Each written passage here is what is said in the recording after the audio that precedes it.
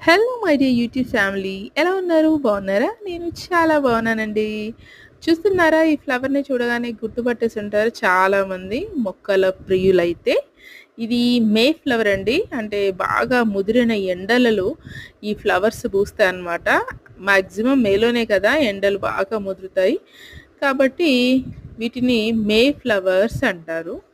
అయితే అనడానికి మే ఫ్లవర్స్ అయినా కూడా ఇటు ఏప్రిల్ నుండి అటు జూన్, జూలై వరకి కూడా ఇవి పూస్తాయన్నమాట.